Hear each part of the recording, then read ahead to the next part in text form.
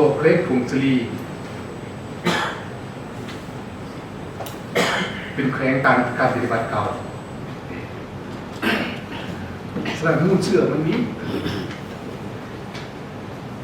พอที่ให้ห้อยตัวซ้ายตัวไปซื้อเพื่อแย่งมูลเชื่อของพรรคนะท่าเทศของพรรคให้มันเข้าสู่ชีวิตจริงฉะนั้นเพื่อจะใครบรรลุตามขาดไม้ต่างๆขาดไม้ต่างๆแผนพัฒนาชีวิตสังคมขาดไม้กระดานบันทึกขาดไม้ต่างๆงบประมาณอย่างละเรียนคือ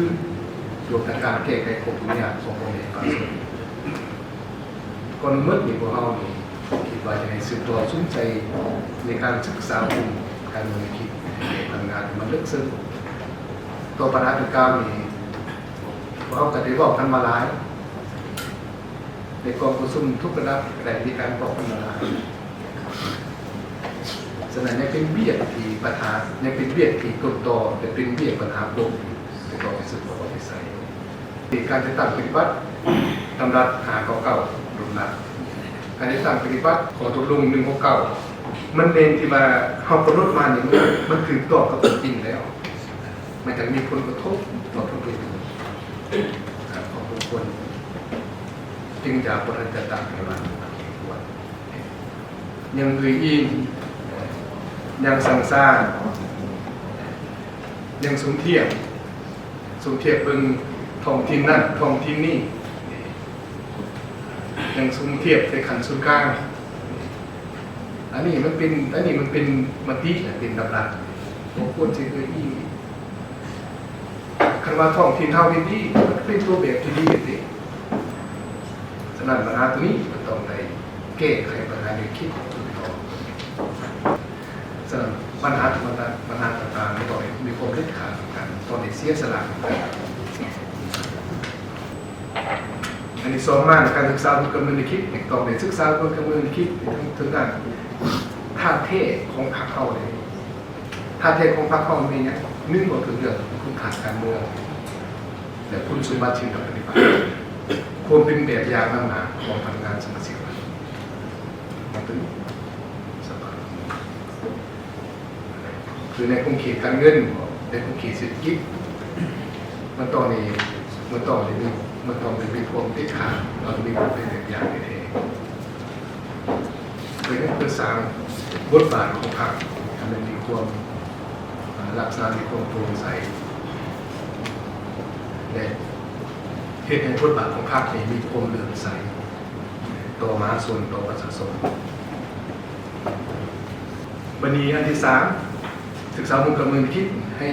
ห้จะตั้งปฏิบัติตรงมาที่04เราดูสิทธิหลักปิดจากตรงนี้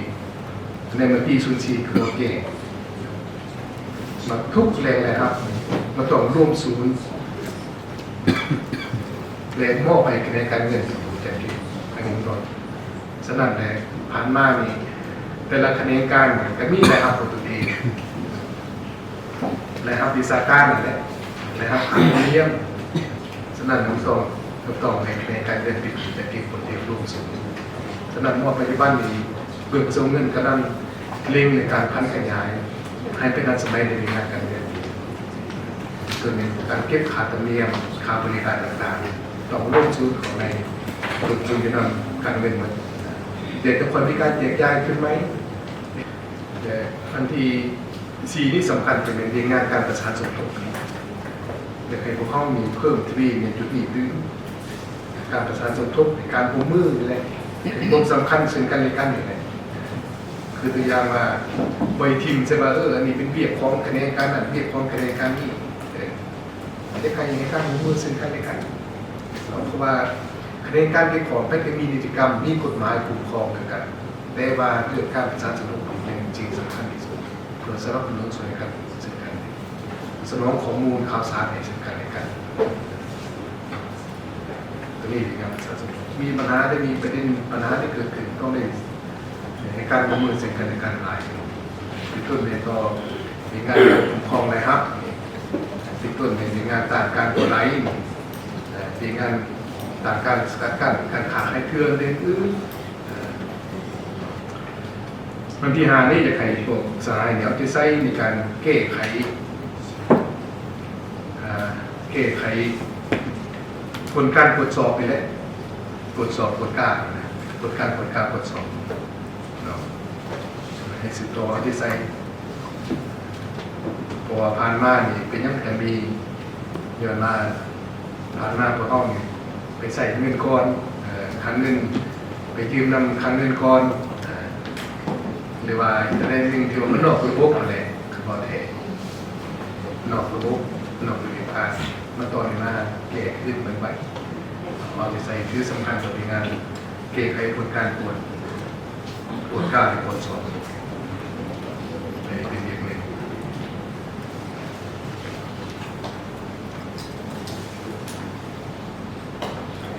เดี๋ยวจุดสุดท้ายนี้ปีนี้มันมีมติของกองคณะบริหารส่วนกลางภาคที่ดิสตรี03ว่าโดยการปรับปรุงโครงการต่างๆคือพวกสายกระเจ้าพูดเนี่ยตัวการปรับปรุงโครงการต่างๆตัวนี้เป็นไงมาเป็นการสืบต่อเป็นการสืบต่อมติของกองทุนสมัยทางที่11ของภาคนั่นเองเป็นมติคำสั่งต่างๆเป็นตัวที่จะได้เพื่อให้โครงการต่างๆเรามันหัดพุ่มมันกระทัดหัดรุดกรขัดกรก่อนขัดต่างๆรุดกรการซ้ำซ้อนกันรุดพรทรงบางที่มันจะเกิดขึ้นในบุคคลในบุคคลประสบการณ์สำหรับสิ่งสำคัญคือจะให้ตัวเขาสืบต่อในการเลือกสูงขีดคมสามารถนี่แหละคืออุปมการฝึกอบรมนี่ก็แม่นได้มีมันระบบเครื่องมือทันสมัยและอาจจะฝึกอบรมทางไกลก็ได้หรือว่าเขาจะส่งคนมาประจำอยู่นี่ฝึกอบรมเท่านั้นผมสามารถเนี่ยจะในการฝึกอบรมอันนี้บางคำนี้กับนี้ของข้าพเจ้าที่เลยลงมาขึ้นไว้